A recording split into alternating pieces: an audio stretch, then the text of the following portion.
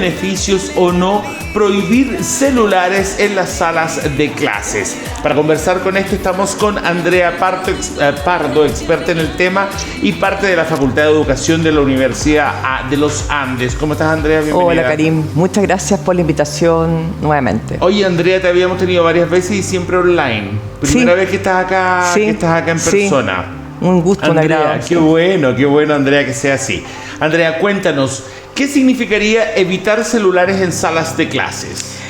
Yo creo que lo primero que hay que ver es por qué tenemos que evitarlo. Ya. O sea, antes de eso es por qué tenemos que evitarlo. ¿Ya? El celular podría haber sido algún elemento que facilite el aprendizaje. ¿Ya? ¿Por qué digo podría haber sido? Porque tiene alguna posibilidad de entrar a un internet o de algunas aplicaciones que sirvan para elementos puntuales, ¿sí? Pero eso es parte de lo que tiene el celular, porque el celular tiene una cantidad infinita de aplicaciones que implica una cantidad infinita de distractores. Por lo tanto, hoy día, la verdad es que me parece que muy pocos profesores en Chile pueden decir que el celular lo está ocupando para el aprendizaje. Entonces, la primera pregunta que tenemos que hacernos es, me parece, ¿el celular hoy es para el aprendizaje? Esa es la pregunta base. O sea, de que puede ser, tiene la potencia para hacerlo. Exactamente. Pero no se usa para eso. Pero no se usa para eso. Más te distrae. Absolutamente. Segundo, tenemos que entender claramente que los niños, que su cerebro está en evolución, y hoy día sabemos por todos los hallazgos, que está en evolución hasta cerca de 28 o 30 años, cosa que antes creíamos que casi salía a cuarto medio y estaba listo. Y hoy día sabemos que no es así. Los que trabajamos en universidad y los que tenemos hijos nos damos cuenta de que esto continúa. ¿Y qué implica que el cerebro siga evolucionando, digamos, avanzando? Significa que está permanentemente en mucha cantidad de conexiones y está como haciéndose, si pudiéramos decir de alguna manera. Y dentro de ese espacio es muy importante entender que tenemos una corteza prefrontal. ¿Qué es eso en definitiva? Es un espacio del cerebro en que se desarrolla unas habilidades cognitivas que son muy importantes y que nos hacen seres humanos, ¿ya? Que se llaman funciones ejecutivas. Ya, y esto se vería afectado si yo estoy cerca de un celular o si estoy poniéndole más atención al celular que al profe. Absolutamente. ¿Por qué? Porque la función ejecutiva, ¿qué es lo que es? Son habilidades que están como en desarrollo y algunas de ellas, por ejemplo, son la capacidad de planificar, la capacidad de posponer, que tiene que ver con la inhibición de los impulsos, ¿sí? Entonces, eso tengo que ejercitarlo. ¿Cómo yo ejercito la capacidad de escribir? Escribiendo. ¿Cómo ejercito la capacidad de hablar? Hablando. ¿Cómo ejercito la capacidad de posponer? Posponiendo. Y el celular no te ayuda a posponer nada. Oye, Andrea, y también sería quitarle al profesor el celular. Sí, claro. ¿No? O sea, es que mira, Karim, yo creo que ahí tú le has dado un esclavo, porque a mí me parece que eso de quitar, me parece que inclusive puede ser tomado por algunas comunidades como violento. ¿A qué voy? Yo creo que esto merece una conversación previa de la comunidad, porque tenemos distintos actores sociales. Por un lado, los padres que le compran el celular al niño o al joven. O sea, primero la comprensión de las familias del impacto que tiene esto como en los niños y en el aprendizaje. Eso es el primer elemento. Y quizás antes de eso, el colegio y el equipo directivo se las pregunta, ¿esto nos está entorpeciendo o está ayudando? Eso como elemento. Y tercero, los niños y los profesores, sin duda. O sea, yo no puedo como profesor estar con el celular mientras los niños están trabajando, porque mi objetivo del aprendizaje es estar monitoreando el aprendizaje. Entonces, a mí me parece que el celular hoy en nuestra vida es casi como un elemento más, como si tuviéramos otra mano en el cuerpo. Sí. Oye, entonces lo que tú propondrías de alguna forma es que no hayan celulares en la sala de clase, ni de docentes ni de estudiantes. Me parece. Y cuéntame una cosa, ¿esto significaría mayor concentración? Porque mira, en la época mía en que no existían los celulares cuando yo estaba en el colegio, perdón, igual habían estudiantes desconcentrados, igual habían un pendiente de otra cosa, de molestar, de tirar un papel, de cualquier cosa, ¿me entiendes? Absolutamente. Entonces, ahora, ¿habría mayor concentración? Es que yo creo que el celular no va a dar respuesta o no un paracetamol a las problemáticas de la escuela ni a la sala de clase, ¿sí? Yo creo que es un elemento que está perturbando y entorpeciendo el aprendizaje hoy porque no está siendo usado para el aprendizaje en general, lo que yo observo. Entonces, yo creo que pensar que después del celular, si lo quitamos, todo va a ser perfecto, me parece que es súper ingenuo. Yo creo que los profesores tenemos que ir avanzando cada vez más en metodologías activas. ¿Qué significa esto? Metodologías que permitan al estudiante desarrollar habilidades del siglo XXI y que el conocimiento, ¿no es cierto?, que ellos descubren, que les entregamos a los profesores, lo puedan ir haciendo distintos, como digerirlo de distintas maneras, Andrea, pensamiento crítico, etc. Oye, Andrea, ¿qué es una habilidad del siglo XXI? Una habilidad del siglo XXII, yo diría a esta altura, ¿no? Ya, del siglo XXII. El siglo XXI ya estamos aquí. Una habilidad del siglo XXI, el siglo XXII, como se conocen, son una serie de elementos que se llevaron a cabo con investigaciones, y lo que dicen es que, en definitiva, las personas pasan de una mirada más bien del conocimiento puro a un conocimiento acompañado de ciertas habilidades que te permitan relacionarte, resolver e impactar. Me explico. Antiguamente la mirada era bastante memorística y por lo tanto yo me sabía muchos elementos de memoria, ¿sí? Cuestión que me parece interesante en algunos aspectos. Sin embargo, hoy día se busca que el estudiante comprenda de manera muy profunda lo que está haciendo. Entonces, en el fondo, yo aprendo historia, ¿no es verdad? Y bueno, me aprendo las fechas, pero la verdad es que las fechas está por ahí. Pero en el fondo, ¿cuál es el aprendizaje profundo de la historia? Es entender para qué voy a estudiar historia. Cómo, a partir de la lectura y la comprensión, por ejemplo, lo que es una guerra, yo comprendo que el elemento clave y lo que está en base es el poder, la búsqueda del poder. Por eso pasan las guerras. Entonces, es la comprensión más profunda. ¿Es lo mismo comprender que saber? ¿Es igual? ¿Se puede entender igual? Ahí hay una discusión súper interesante, porque todo lo que es la corriente del Proyecto Cero de la Universidad de Harvard, lo que ellos plantean, y me parece que es muy revelador para mí como profesor y formador de profesores, es que ellos dicen que la comprensión, nosotros... Karim, mira, los profesores, entre otros, digamos, entre otras taxonomías, entendemos una taxonomía que se llama de Bloom, Anderson, entre otras, ¿sí? No sé si tú alguna vez la viste. Sí. ¿Ya? Que la memoria está abajo y el evaluar y crear arriba, ¿sí? Así es. Bueno, y la comprensión está como por el medio, ¿sí? Entonces nosotros... la taxonomía es la diferenciación. Exactamente. En los diferentes... niveles de las habilidades cognitivas. Así es. Las inferiores y las superiores, ¿ya? Entonces la comprensión estaba acá. Como en la mitad. ¿Qué dicen los investigadores de Harvard, especialmente los proyectos Cero? ¿Ya?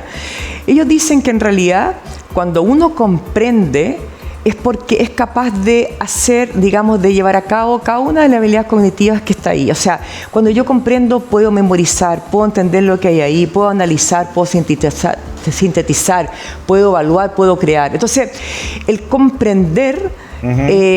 te lleva al saber, de alguna manera, ¿sí?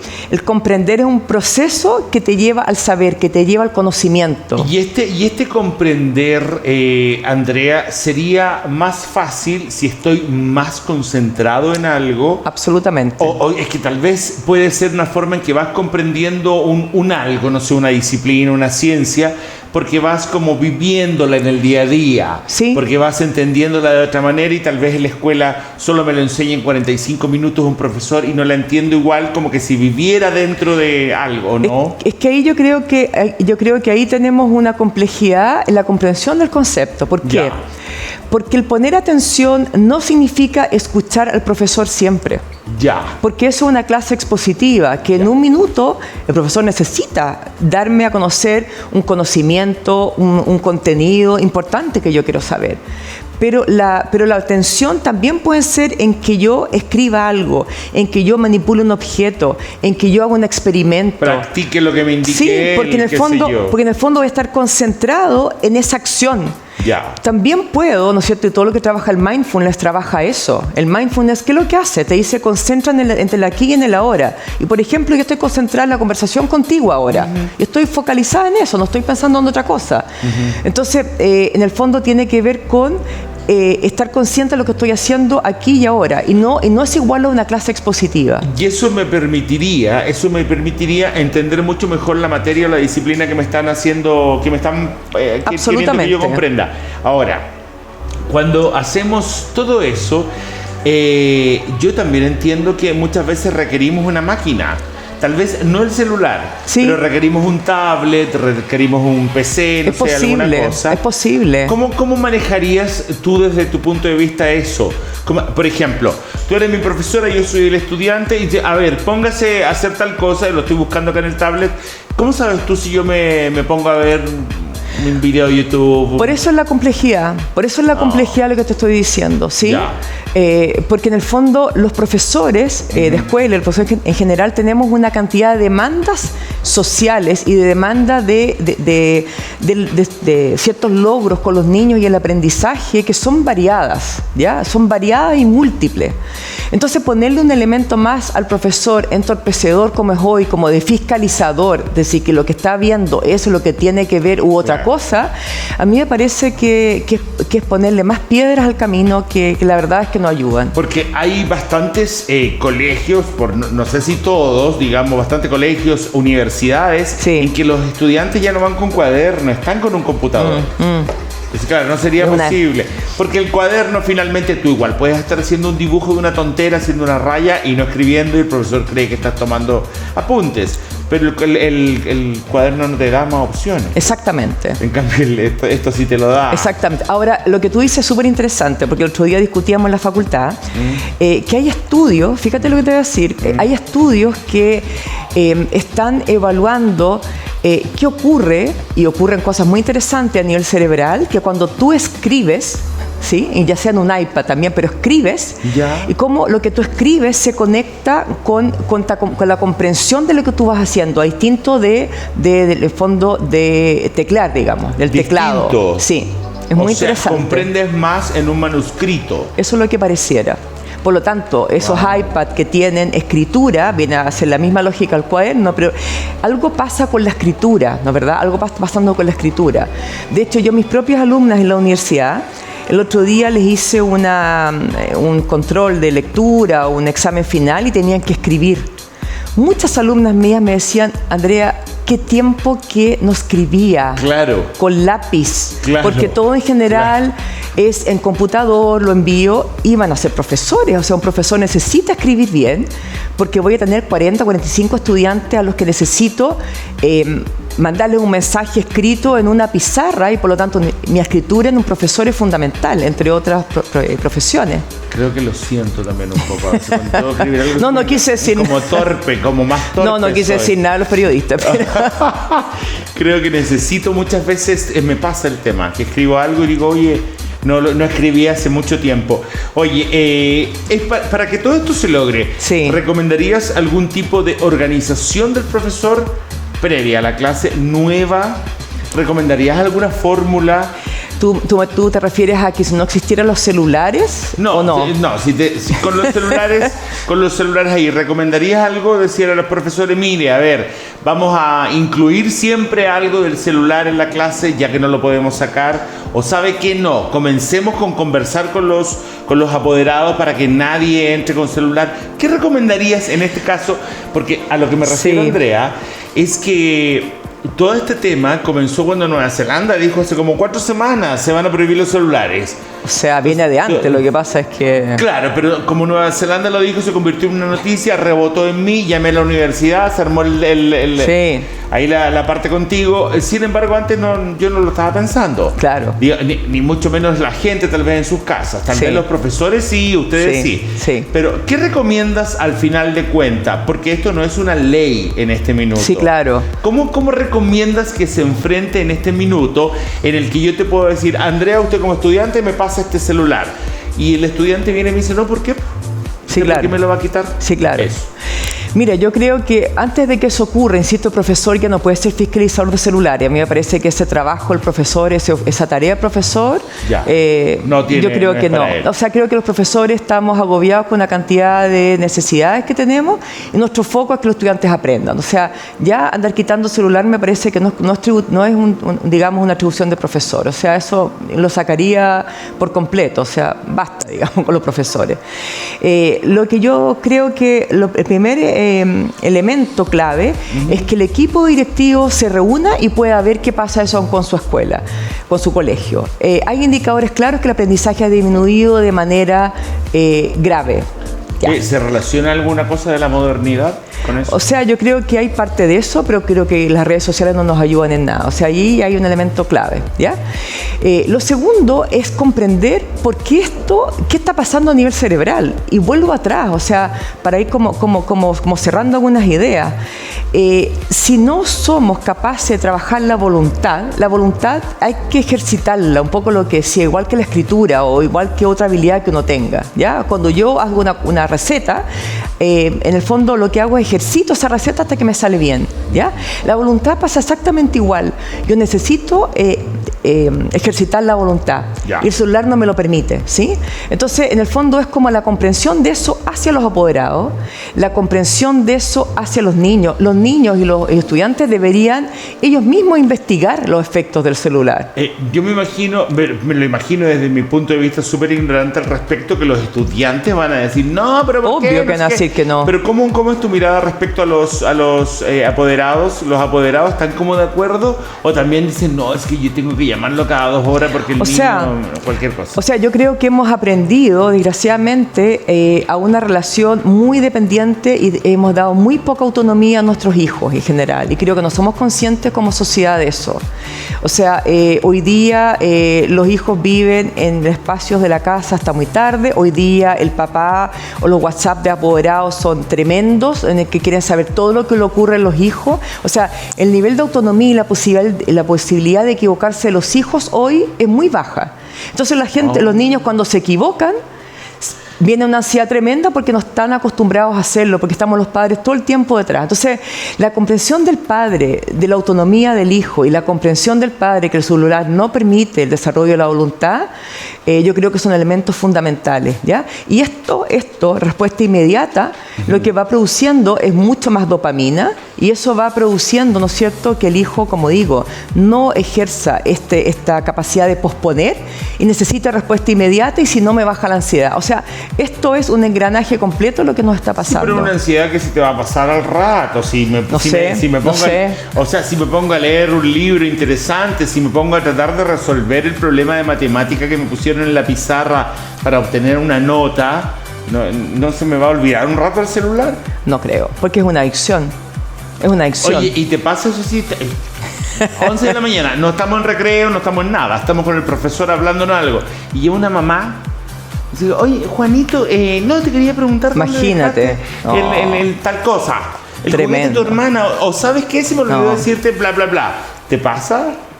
O sea, no a ti, porque tú tienes estudiantes, sí, claro, más alumnos. Sí, claro. ¿Te pasa? Sí, o sea, en el fondo, por supuesto. Como que porque le hablan al hijo o a la hija por una tontera que puedes esperar hasta la hora del almuerzo. Por eso lo digo, No tengo necesidad de llamar urgente para decir, ¿dónde dejaste la comida del gato? La ansiedad que tenemos los adultos, porque también estamos adictos a esto, traspasamos a nuestro hijo, que tiene que ser la inmediatez. Claro. Tiene que ser la inmediatez. Mira, te doy un ejemplo de lo que pasaba antes, seguramente te pasó a ti. ¿Qué? En el colegio, o en la escuela, o donde fuera, en el liceo. Cuando uno tenía que llevar un material y se le olvidaba llevar ese material. ¿Qué teníamos que hacer tú y yo? Teníamos que asumir la irresponsabilidad personal de ese material. Y por tanto, causa-consecuencia. Mi consecuencia era una mala nota, una negativa, claro, llevarla al día siguiente. Como fuera el grupo, no saber qué hacer durante el trabajo. ¿Y qué hacía yo y qué hacías tú? Desarrollábamos habilidades para ser asertivos, para pedir disculpas, para sobrellevar ese minuto, para superar el estrés y para decir, ok, aquí estoy, sí. Respondo. Sí. ¿Qué pasa hoy día? Nuestros jóvenes no están acostumbrados a que eso les ocurra. Porque siempre hay una respuesta, siempre hay, en el caso del colegio, un papá que viene y que le pide al profesor que no sé qué. Entonces el desarrollo de la autonomía de ese niño es muy bajo. Te estoy dando un ejemplo muy cotidiano, ¿sí? Hoy día nuestros jóvenes se envían, miren lo que te voy a decir, porque lo descubrí por un examen de una estudiante el otro día en la universidad, que no sabían hacer transiciones entre un tema y otro. O sea, no sabían, por ejemplo, estar hablando de una cosa y pasar a otra, y no sabían decirte, oye, a propósito de tal cosa, fíjate que te quiero comentar algo. ¿Cómo, Andrea, va a haber gente que no sabe hacer eso? O sea, ¿por qué, Karim, te lo estoy diciendo? Porque por lo menos yo he observado, hace más de 2 años que estoy observando esto, y no sé si hay estudios en esto, me encantaría mirar, en que los jóvenes hoy se comunican mediante audio de WhatsApp. Para ellos eso es conversar. Si tú le preguntas a un joven hoy, ¿conversaste con no sé quién? Sí, conversé. Pero ¿conversaste cómo? ¿Hablaste con él? No, le mandé un audio. Entonces, ¿qué pasa? Yo recibo un audio de WhatsApp, escucho el audio de WhatsApp, tengo un rato para resolver ese tema del audio y elaboro una respuesta que no es inmediata, para nada. Y la respuesta viene después. Y la respuesta la ensayo, porque si me sale mal, hago eliminar y mando otra respuesta.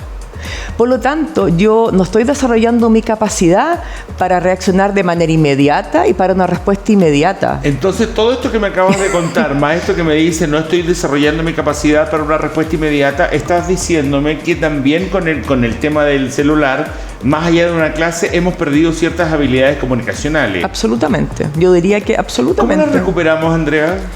Sin dejar el celular, porque no va a pasar. Mira, yo a mis alumnas del verano, que justamente que no les fue bien en ese examen en el que tenían que dar respuesta, porque era un caso, una simulación, me decían, profe, ¿qué es lo que hago? Y le decía, te doy un consejo, que te va a doler la guata, pero trata de hacerlo. Trata de hacerlo. Responde el teléfono y no mandes audio. Respóndelo con la voz. Con la, hola, ¿cómo estás? Sí, ya. Y no mandes más audio. Profe, ¿cómo? Así, ¿cómo? Eso te digo yo, como era en los años 2000, claro. En el que uno tomaba el teléfono y respondía.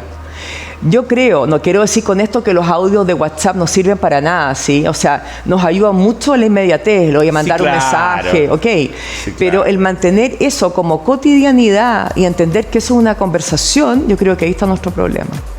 Que eso es una conversación. Perfecto. Oye, Andrea, y finalmente los temas influirían. No, finalmente, me falta otra pregunta.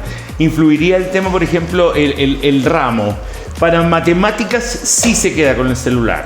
Para historia no se queda con el celular. ¿Algo así o no? Para todos. Complejo. Esto es como la adicción. O sea, tú no puedes comerte un dulce si eres adicto al azúcar. En la mañana y en la tarde tomas agua, o sea, raro, no. Vas a estar con el dulce pegado todo el día. No, o sea, imposible. Si tú quieres erradicar una costumbre o una adicción como esta, tienes que sacarla, pero insisto, tienes que sacarla con todo este andamiaje anterior. Porque si no, te va a salir, me parece a mí que puede ser súper complejo para la comunidad, muy complejo. La comprensión tiene que ser de todos los miembros de la comunidad, y a algunos les va a ser más difícil que otros, sin duda. Pero hay que hacer las preguntas clave. ¿Estamos aprendiendo más con el celular? ¿Sí o no? ¿Está entorpeciendo nuestra comunicación? ¿Sí o no? ¿Está favoreciendo la autonomía de los estudiantes? ¿Sí o no? ¿Está debilitando el rol del profesor como una autoridad dentro de la escuela? ¿Sí o no? Ok.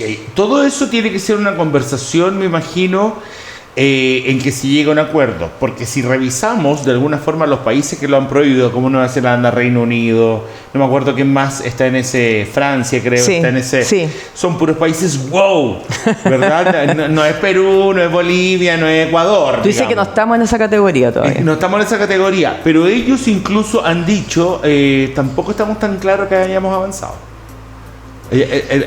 O sea, el estudio final del tema es sí, lo prohibimos, tal vez hay más concentración. El primer ministro de Nueva Zelanda dijo, porque están bajo en este ramo, tenemos urgentemente que subirlo, pero tampoco hay una conclusión que diga, ahora estamos súper guau. Es que no es inmediato, insisto, un poco lo que te decía al inicio. Ya. O sea, el quitar el celular no es el paracetamol de la educación, claro. ¿sí? O sea, no. Es un mínimo aspecto. O sea, yo creo que sacar las piedras del camino y las rocas del camino que están entorpeciendo muchas veces el aprendizaje. Pero no significa que a partir de eso vamos a llegar a PISA, al ranking que queremos, ni CIMSE. O sea, eso está entorpeciendo, pero necesitamos otras acciones en las escuelas también. Perfecto. Oye, Andrea, y lo último, esto debería convertirse en ley, porque como se ve, cómo está el comportamiento de los estudiantes en el último tiempo, no te digo que todos, pero según lo que vemos en las noticias, hay comportamientos bastante agresivos hacia los profesores, hacia los directivos de los colegios. ¿Crees tú que esto debería convertirse en ley? ¿No vamos a terminar con un carabinero en la puerta del colegio teniendo que quitar el celular? No sé, Karim, si debería convertirse en ley. Yo a lo mejor soy muy ingenua, pero todavía pienso que en las comunidades educativas podemos discernir, podemos dialogar y podemos llegar a acuerdos sin la necesidad de que haya siempre un locus externo como una ley o un algo para que lleguemos a actuar. Me parece que nuestra capacidad de decisión y de voluntad comunitaria debería ser más fuerte que una ley, ¿ya? O sea, abogo un poco por eso, por la autonomía de las comunidades educativas para poder saber llevar a cabo las acciones que necesitan ser llevadas a cabo y no actuar por una ley. Yo creo que como sociedad necesitamos un trabajo más de la voluntad y más del discernimiento de las comunidades que actuar por ley. Yo creo que necesitamos madurar en eso. Oye, ¿y a quién crees que le va a costar más dejar el celular? ¿Al profe, al estudiante o al apoderado? Yo creo que los apoderados, claramente. O sea, yo creo que los apoderados ahí... O sea, yo la cantidad de situaciones que veo cuando salgo a comer algo fuera, me duele el alma ver cómo las familias hoy día están instaladas con el teléfono, los padres y los hijos, y me duele el alma cuando veo. O sea, la verdad, que yo creo que los adultos somos muy mal ejemplo digamos, del uso de la voluntad para parar los celulares, me parece a mí. Oye, mira, este trabajo, cerramos el tiro, señor director, este trabajo que tenemos acá no nos permite a nosotros estar en y tú hablando sola por allá y yo acá mirando el celular. Sin embargo, hace un tiempo tuvimos que ir a grabar un programa Argentina. ¿Ya? Y en ese canal nos sacaban a todos los que íbamos a estar en pantalla el celular. Y yo le decía, y se pusieron nerviosos, seguro. No, pero era extraño. Sí. Andrea, gracias por estar con nosotros. Gracias a ti, Karim. Un gusto. Igual. Gracias. Igual.